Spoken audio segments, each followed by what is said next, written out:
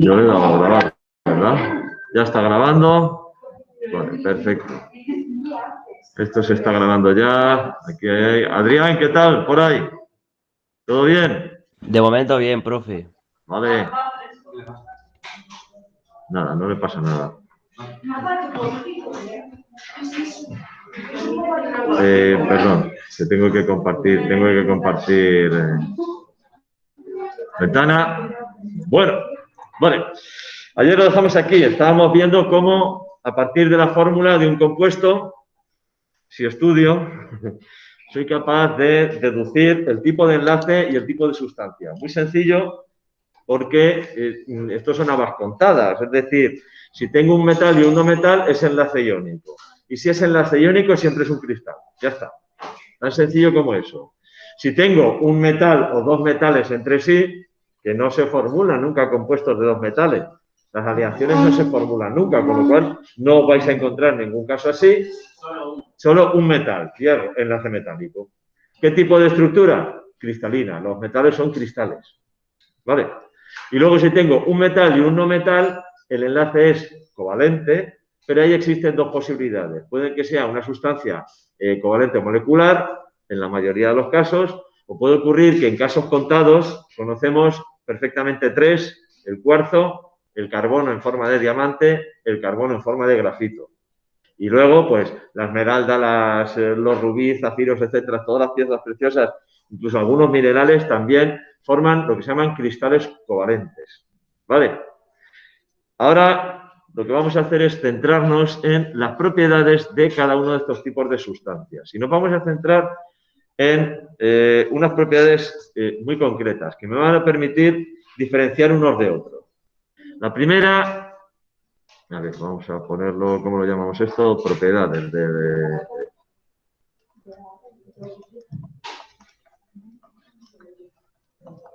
propiedades de los tipos de sustancias. Yo creo que con eso sabemos a qué me refiero. Vale, vamos a ir uno por uno viendo cuáles son sus propiedades. Vamos a empezar por los cristales iónicos. Cristales iónicos.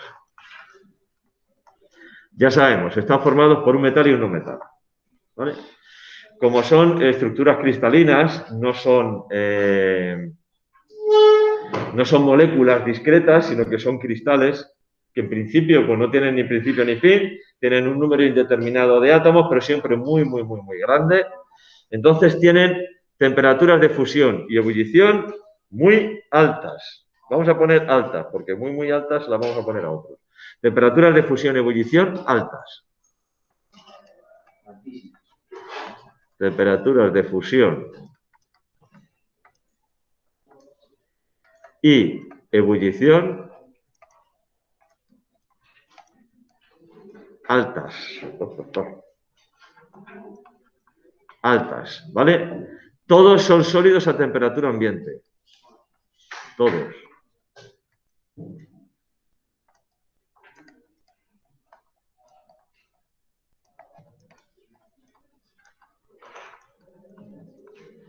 Es decir, a una temperatura ambiente, que yo sé, entre 20 y 25 grados centígrados, que es temperatura ambiente normal, más o menos, todos los cristales iónicos son sólidos. Todos, absolutamente todos.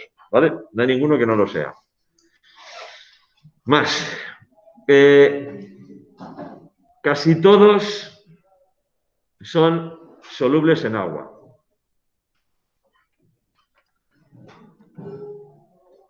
Casi todos son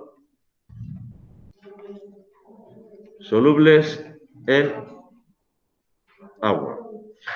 Y aquí vamos a detenernos un momento para explicar por qué digo casi todos y no todos. Vale.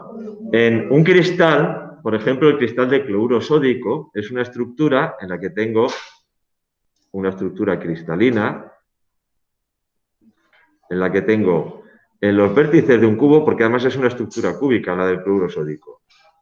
En los vértices de un cubo tengo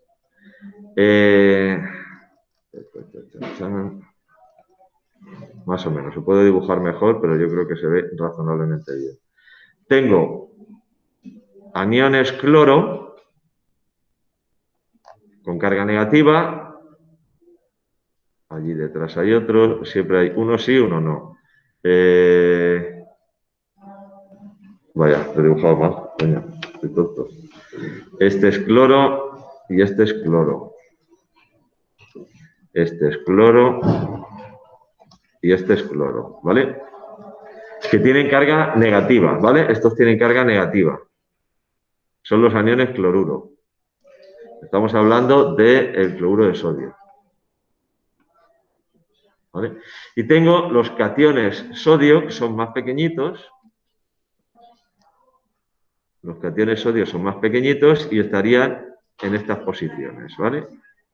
Estos son los cationes de sodio. Positivo, positivo, positivo y positivo. Es decir, esto es sodio y esto es cloro. Vale, las moléculas de agua lo veremos, pues no sé si me va a dar tiempo hoy, no creo, pero en otro momento veremos que una molécula de agua se puede representar como lo que se llama un dipolo, es decir, una molécula que tiene una forma así y tiene un lado positivo y un lado negativo. Esto es el agua, que forma un dipolo. ¿Vale? Entonces, como la molécula de agua tiene un lado positivo y un lado negativo, a los átomos de cloro que están aquí, que tienen carga negativa, son rodeados por moléculas de agua. Parece una florecita lo que estoy dibujando, ¿verdad? Qué bonita la flor que he dibujado, ¿verdad? Con la carga positiva hacia adentro, ¿vale? Y la carga negativa hacia afuera. Mientras que los átomos de sodio son rodeados también por moléculas de agua.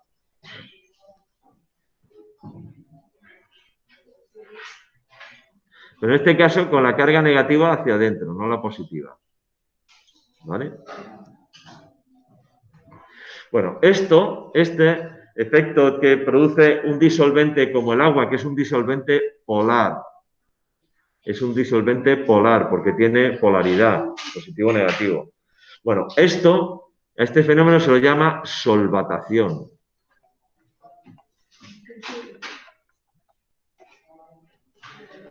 Solvatación. Vale.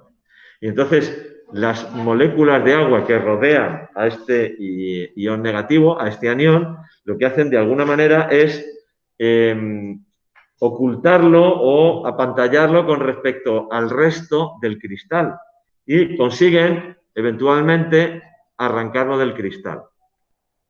Y entonces estos iones que han arrancado del cristal pasan a la disolución. Pues tengo un ion negativo, pasa a la disolución acuosa, pasa al agua, rodeado de moléculas de agua.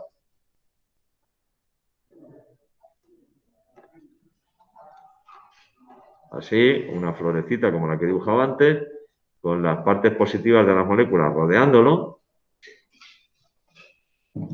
¿Vale? Y el catión, pues pasa lo mismo, pasa a la disolución rodeado de moléculas de agua con la parte negativa de la molécula hacia el catión. ¿Vale?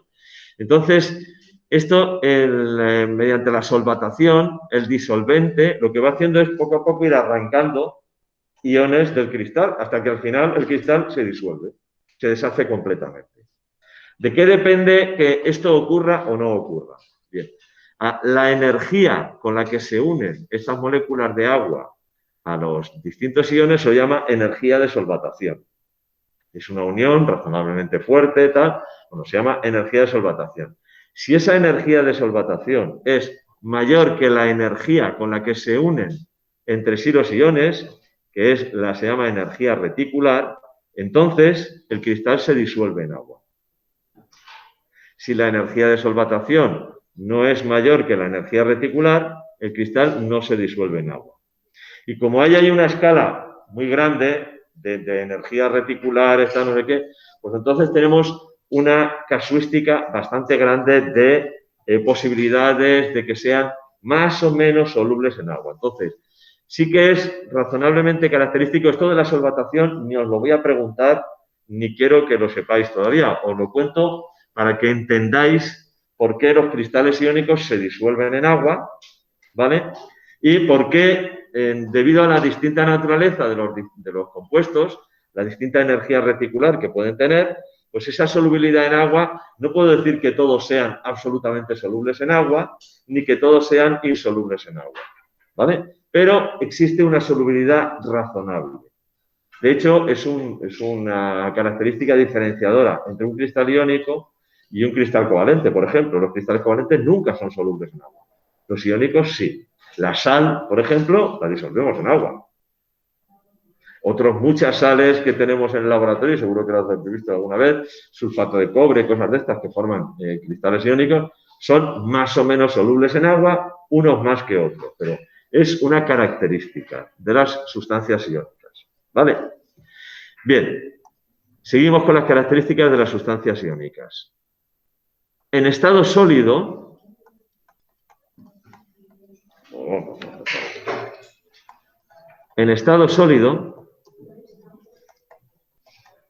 no conducen la electricidad.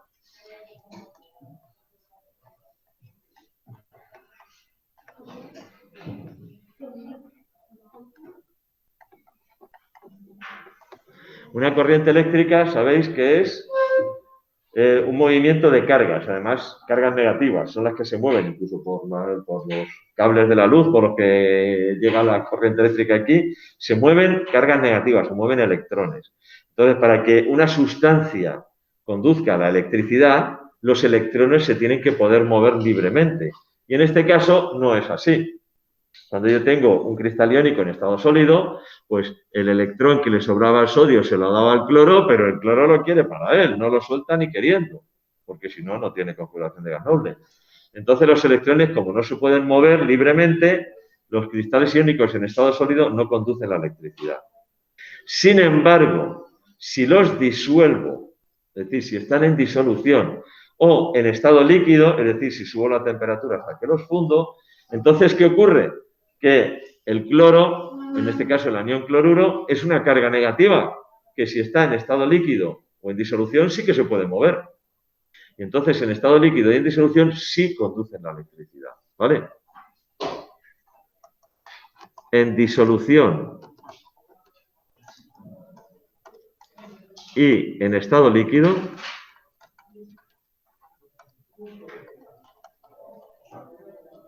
sí conducen la electricidad.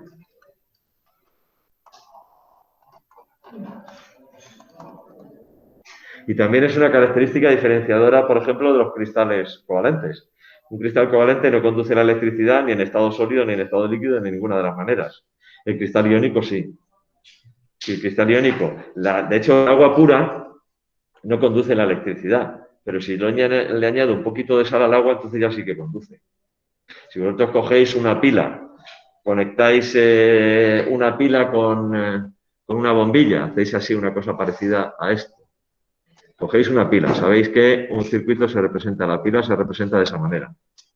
Este sería el polo positivo, este sería el polo negativo. Si yo conecto, por ejemplo, esto y lo pongo aquí en una disolución. Pongo aquí esto, aquí pongo una bombilla.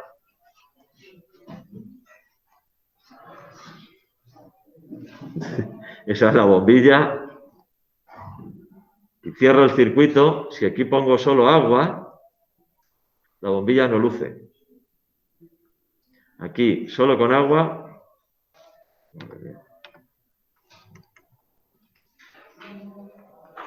Solo con agua no luce.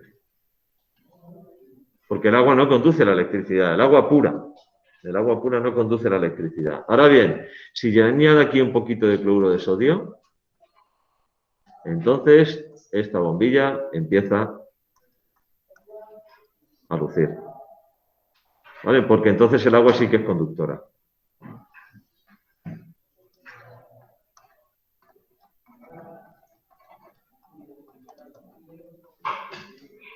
¿Vale? Las sustancias iónicas en disolución acuosa sí que conducen a la electricidad, o en estado líquido también. Fluoruro sódico fundido, de hecho, la hidrólisis del cloruro sódico fundido se utiliza para obtener industrialmente sodio. Para obtener sodio de forma industrial se hace hidrólisis de cloruro sódico fundido. ¿Vale?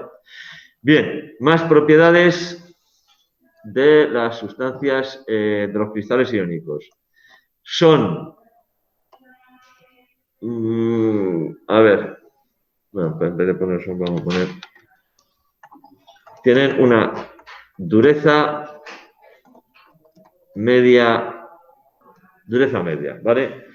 Son razonables, sabéis lo que es la dureza, ¿verdad? Es resistencia al rayado. Es decir, que yo lo pueda arañar o no. Eso es la dureza. Entonces, las sustancias iónicas, los cristales iónicos, tienen una dureza media. No son especialmente duros. De hecho, se arañan con relativa facilidad, ¿vale? Tienen una dureza media y yo creo que no hay más características que haya que decir. Tienen dureza media, bueno, y son frágiles. Dureza media y son frágiles, es decir, se rompen con facilidad. ¿Vale? Si entendéis la estructura, la diferencia entre una estructura cristalina de un cristal iónico o un cristal covalente y la estructura cristalina de un metal, entenderéis por qué los cristales iónicos y covalentes son frágiles y, sin embargo, los metales, yo los puedo doblar, son dúctiles y maleables. Porque cuando yo tengo... Bueno, eso os lo cuento ahora después, que si no avanzo demasiado. Cristales iónicos, resumen, propiedades, temperaturas de fusión y ebullición altas. Todos son sólidos a temperatura ambiente. Todos. Casi todos son solubles en agua. Hay un amplio abanico de posibilidades de solubilidad en agua, pero casi todos son solubles en agua. ¿Vale? Por el hecho las moléculas de agua, el agua es lo que se llama un disolvente polar, y entonces las moléculas de agua rodean a los iones, los extraen, los arrancan de alguna manera del cristal, mediante el fenómeno este que se llama la solvatación, ¿vale? Voy a poner aquí una coletilla. Insolubles en disolventes apolares. ¿Qué es esto, disolventes polares, disolventes apolares? Disolventes polares son disolventes como el agua, en el que las moléculas tienen polaridad. Esto, cuando hablemos ahora un poco de la polaridad de los enlaces y la polaridad de las moléculas, lo entenderéis mejor. Como por ejemplo el agua, el amoníaco, el alcohol, todo esto son disolventes polares. Las moléculas tienen polaridad. Y luego existen lo que se llaman disolventes apolares, como por ejemplo, pues la gasolina, tetracloruro de carbono, el cloroformo, el aguarrás, ¿vale? Creo que se llaman disolventes apolares. Todos sabemos que si yo quiero disolver una acuarela en aguarrás, no se disuelve, ¿a que no? ¿No lo sabemos? Las acuarelas son pinturas al agua, se disuelven en agua. Si yo una pintura al agua intento disolverla en aguarrás, no se disuelve. Y al revés, existen los esmaltes sintéticos, que son pinturas que se disuelven con aguarrás. El óleo, por ejemplo, se disuelve con aguarrás, con disolventes orgánicos. Y si yo intento limpiar un pincel con el que he estado pintando al óleo, intento limpiarlo con agua, no consigo nada, ¿verdad? Porque hay una regla que dice similar disuelve a similar. O sea, sustancias polares se disuelven con disolventes polares, sustancias apolares se disuelven con disolventes apolares.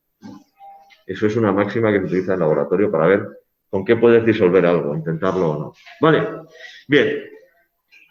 Solubilidad en agua, ya lo hemos visto, casi todos solubles en agua, pero insolubles en disolventes apolares. En estado sólido no conducen la electricidad, pero en disolución o en estado líquido sí conducen la electricidad.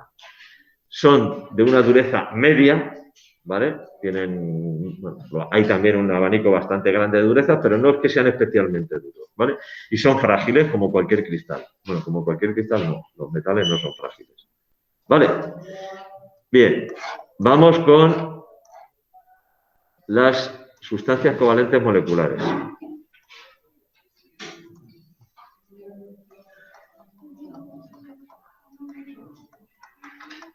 Sustancias covalentes moleculares.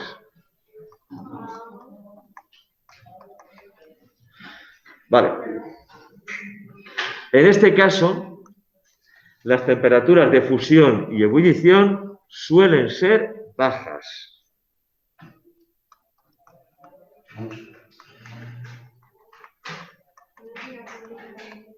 Y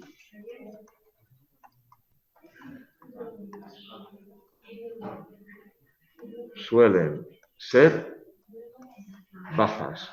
Muchos son líquidos o incluso gases a temperatura ambiente. Muchos son líquidos y muchísimos también son gases a temperatura ambiente.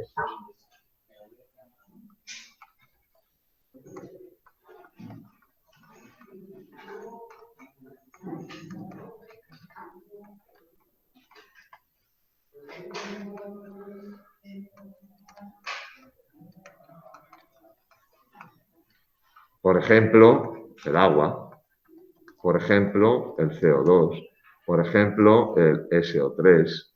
Todas estas son sustancias covalentes moleculares y el agua es líquido a temperatura ambiente, pero el CO2, el SO3, son gases a temperatura ambiente.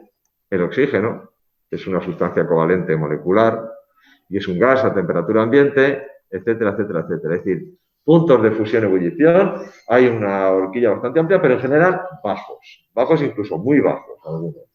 ¿Vale? Tanto el de fusión como el de ebullición. Madre mía. Poca solubilidad, poca o ninguna. Vamos a poner las dos. Poca o ninguna solubilidad en agua. Hay algunos que sí, que evidentemente son solubles en agua y tal, pero bueno, en general no son habitualmente más solubles los cristales iónicos que las sustancias covalentes moleculares. ¿Vale? Y si tienen poca o ninguna solubilidad en agua, tienen buena solubilidad en disolventes apolares.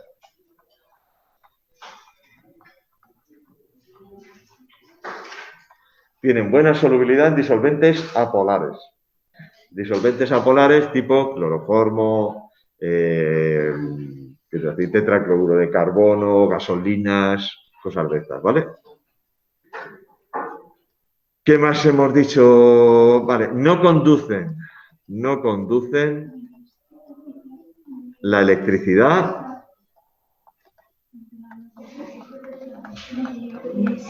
de ninguna manera.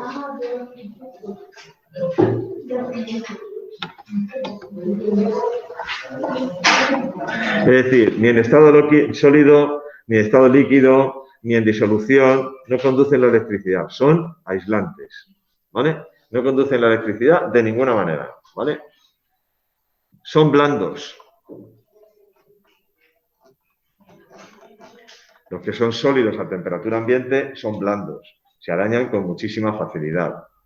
¿Qué más hemos dicho de los otros? Para que poneros lo mismo de todos. A ver, hemos hablado de temperaturas, solubilidad, conductividad y dureza. Vale, pues lo mismo. Hemos dicho lo mismo, pero de las sustancias covalentes moleculares. Temperaturas de fusión y ebullición bajas. Muchos de ellos, de hecho, son líquidos y gases a temperatura ambiente. Poca o ninguna solubilidad en agua. Los que son solubles en agua no es que sean muy solubles, que digamos. Evidentemente, el agua es el agua. Y siempre hay alguna excepción a la regla, pero bueno. Y, sin embargo, se suelen disolver bastante bien en disolventes apolares, tipo cloroformo, tetracloruro de carbono. No conducen la electricidad de ninguna de las maneras. Ni en estado sólido, ni en estado líquido, ni en disolución. No conducen la electricidad, son aislantes. Y son blandos. Pensad, por ejemplo, en la parafina de una cera, de una vela.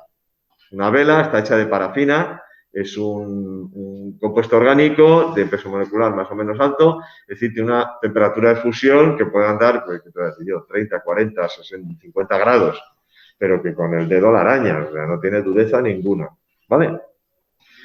Bien, vamos a ver, en otra pizarra, sí, porque así luego cuando lo pase a PDF quedará mejor. Las sustancias covalentes, vamos a ver los cristales covalentes, vamos a poner aquí. Cristales covalentes.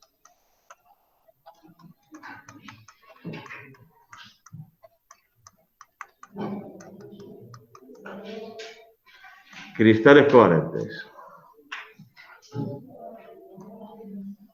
Temperaturas de fusión y ebullición muy altas.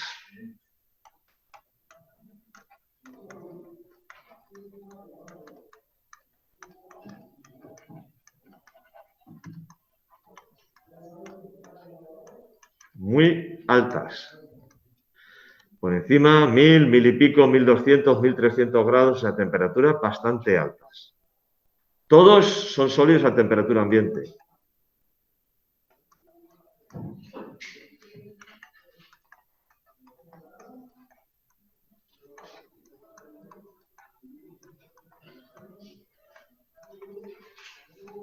Todos son sólidos a temperatura ambiente.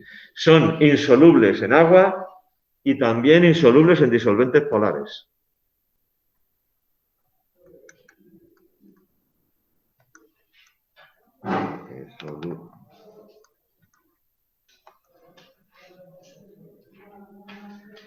A ver, son insolubles tanto en disolventes polares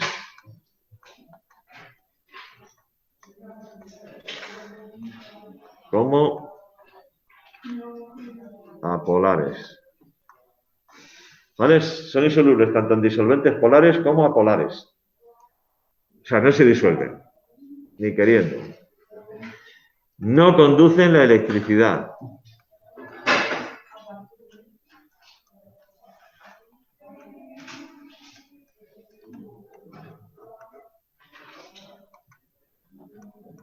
De ninguna forma. No conducen la electricidad de ninguna manera. O sea, ni en estado sólido, ni en estado líquido, en disolución, ya no te quiero ni contar porque no son solubles. Es decir, no conducen la electricidad de ninguna de las maneras. Voy a coger, ahora que estamos todos, tomar resistencia.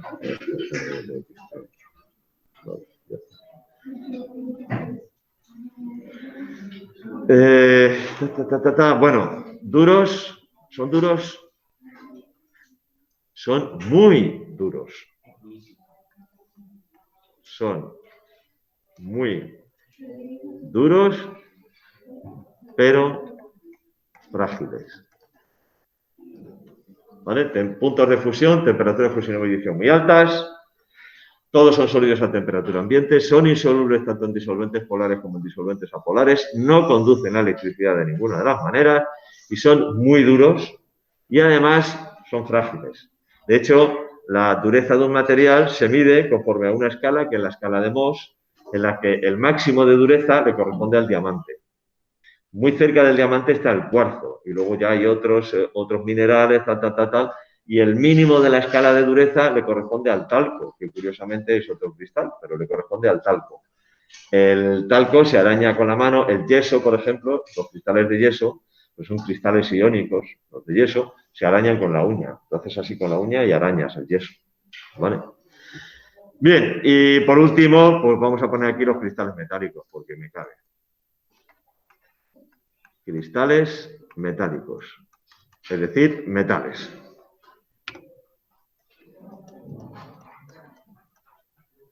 Cristales metálicos.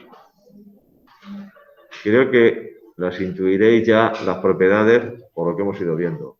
Las temperaturas de fusión y ebullición, ¿cómo son? Las de los metales.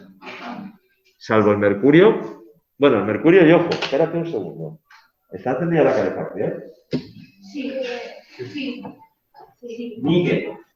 Sí, El níquel, el estaño. ¿Está encendida la calefacción? No sé si va a funcionar. Sí, yo creo que va a funcionar.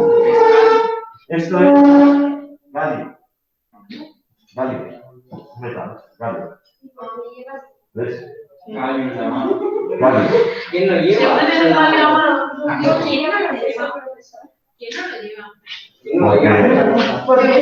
No hago cosas de eso. Oye, recordadme que lo he puesto aquí.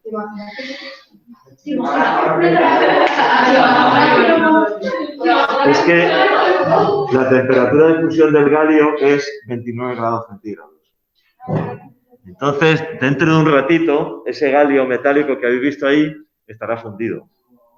Incluso si tenéis algo que sirva de molde, podéis hacer un molde y luego, cuando se enfríe, será duro como un metal, pero se funde a 29 grados centígrados. Bueno, temperaturas de fusión, salvo excepciones,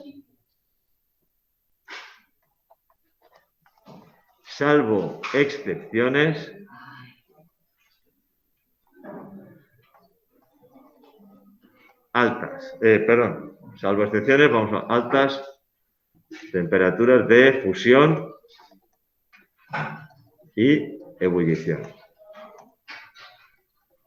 Y digo excepciones, pues como el mercurio, que es líquido a temperatura ambiente, el galio, que funde a 29 grados, el estaño, que funde también a una temperatura baja, el plomo también funde relativamente bajo. Pero, aún así, comparadas con las temperaturas de fusión y ebullición de las sustancias covalentes moleculares, son altísimas, comparadas con las sustancias covalentes moleculares, ¿vale? El agua es que es una cosa un poco rara, que veremos por qué. Bien, casi todos, bueno, todos menos uno,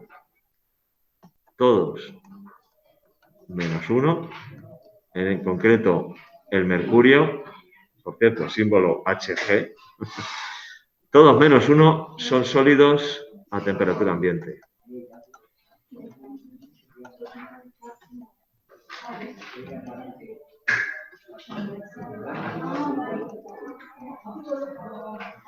Todos menos uno son sólidos a temperatura ambiente.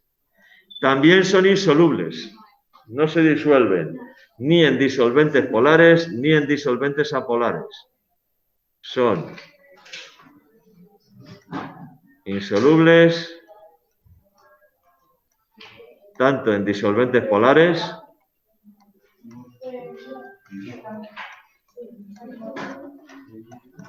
como apolares. Por favor, no nos levantamos en clase. Es igual, no nos levantamos en clase. Son insolubles tanto en disolventes polares como apolares. Estos son los únicos que son conductores en estado sólido. Son conductores en estado sólido y líquido también. Es decir, en estado líquido también son conductores. De hecho, el mercurio conduce la electricidad. Lo que pasa es que, bueno, excepto al resto de los metales, no creo que nadie vaya a querer utilizar hierro fundido para conducir electricidad, pero bueno. De hecho, uno de los métodos de calentamiento de un metal es la inducción. Con un campo magnético muy fuerte se generan unas corrientes que provocan, por efecto Joule, que el metal se caliente y entonces llega a fundirse. Hay soldadura por inducción que funciona con ese principio. Vale. Y luego, tienen una dureza media, no son muy duros.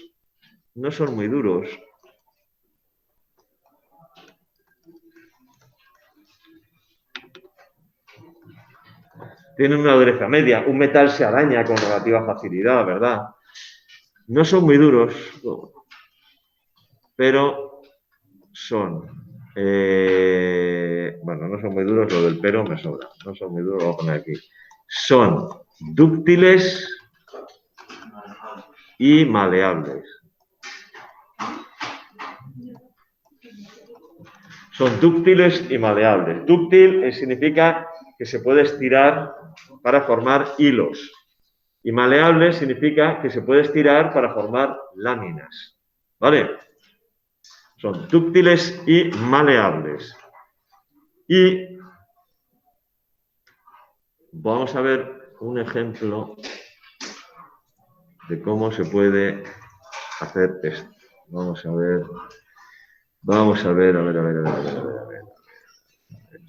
¿Dónde saco yo esto? Yo creo que no tercero de eso. Esto era la unidad didáctica 2, didáctica 3, a ver.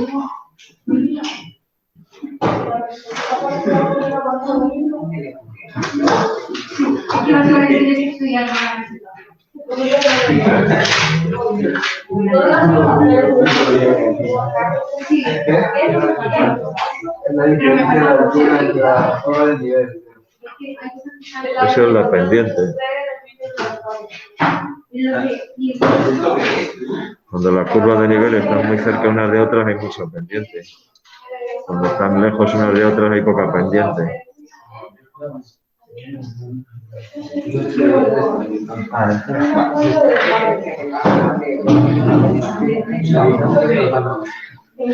Vale. Mirad esto.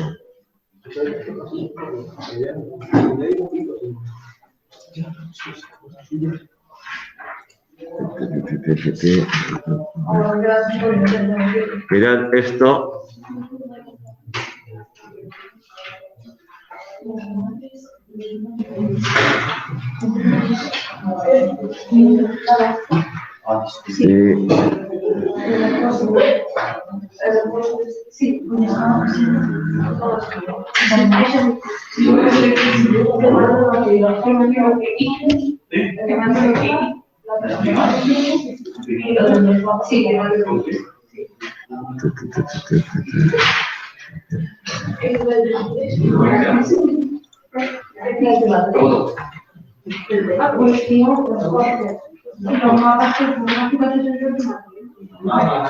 Y los requisitos. Mirad, esto es un ejercicio. Esto es un ejercicio que puse yo en un examen de tercero de ESO. O sea que, dice así, tengo 4 sustancias distintas. Una, al copiarlo, los subíndices no se han quedado bien, pero bueno, esto es SiO2, KCl, N2O3 y CR. ¿Vale? Basándote en la tabla adjunta, tienes que indicarme cada uno de ellos cuál es y qué tipo de sustancia. Primero, si es un elemento o un compuesto, que eso es una tontería como la copa de un pino, pero bueno. El tipo de sustancia y cuál es la fórmula. Es decir, ya no solo qué tipo de sustancia, sino cuál de estos 4 es. Entonces, la sustancia 1 tiene una temperatura de fusión de menos 102 grados centígrados. No conduce la electricidad y su solubilidad en agua es baja. La sustancia 2 tiene una temperatura de fusión de 1049 grados centígrados. No conduce la electricidad en estado sólido, pero sí en estado líquido. Y además es soluble en agua. La sustancia 3 tiene una temperatura de fusión de 1857 grados centígrados. Sí que conduce la electricidad y la solubilidad en agua es ninguna, vamos, no es soluble en agua. Y la 4 tiene una temperatura de fusión de 1713, no conduce la electricidad y tampoco es soluble en agua. Entonces, para la primera, ¿qué tipo de sustancia pensáis que es? No conduce la electricidad, la solubilidad en agua es baja, temperatura de fusión menos 102, fijaos si es baja. Entonces, ¿qué tipo de sustancia? Esto va a ser una sustancia covalente molecular. Esto va a ser una sustancia covalente molecular, porque tiene la temperatura de fusión baja, porque no conduce la electricidad y porque es soluble en agua, pero poco. Tiene poca solubilidad en agua. El siguiente, temperatura de fusión alta, 1049. No conduce en estado sólido, pero sí en estado líquido. Y además es soluble en agua. ¿Esto qué va a ser? Un cristal iónico. Un cristal iónico.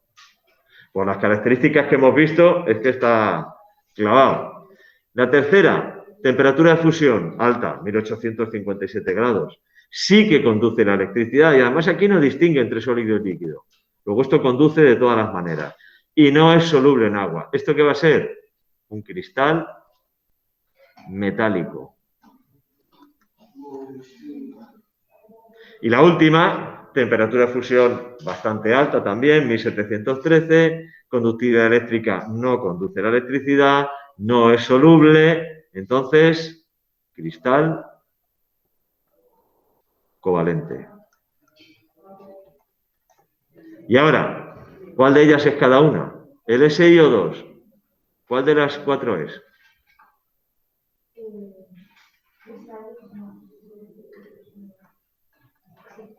Cristal covalente. De hecho, es uno de los ejemplos de cristales covalentes que os he dicho. KCl. Cloruro de potasio. ¿Cuál de estas es? ¿El potasio qué es? ¿Metal o no metal? ¿Metálico? Cristal iónico. Potasio, metal. Cloro, no metal. Enlace iónico, cloruro de potasio. Este. N2 o 3, nitrógeno, no metal. Oxígeno, no metal. Sustancia covalente. No es solo cristales covalentes, tal. Sustancia covalente. N2 o 3. Y el último, cromo. Es el único que es un metal. Además, solo, pues está claro que el cromo es este. Bueno, más o menos así es como lo voy a preguntar. Es decir, con una tabla de características de temperaturas, conductividades, solubilidades, etcétera, y luego, a partir de ahí, identificar. Esto es que hay un estándar en tercero de la ESO, que es que a partir de la fórmula seas capaz de distinguir un elemento de un compuesto. Pero, donde pone elemento o compuesto... No, es que esto es de tercero de ESO, insisto. Es que en tercero de ESO hay un estándar, de estos estándares evaluables, como el documento que os pasé, que dice que tienes que ser capaz de distinguir un elemento de un compuesto a partir de su fórmula. De estos cuatro, ¿cuáles son elementos y cuál es compuesto? Evidentemente, este es un compuesto, ¿no? Porque tengo nitrógeno y oxígeno. Evidentemente, este es un compuesto, ¿no? Porque tengo potasio y cloro. Evidentemente, este es un elemento, porque solo tengo un símbolo de un elemento, valga la redundancia. Y este también es un compuesto. Entonces, esto evidentemente a vosotros no os lo voy a poner. Es una perogrullada. ¿Dime?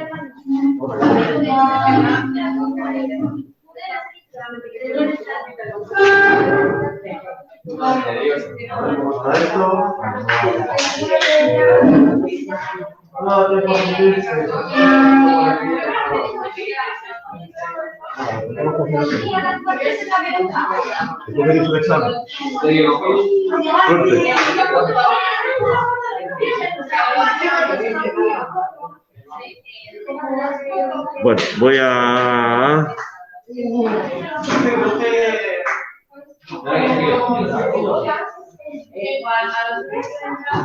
Voy a dejar de grabar, detener la grabación.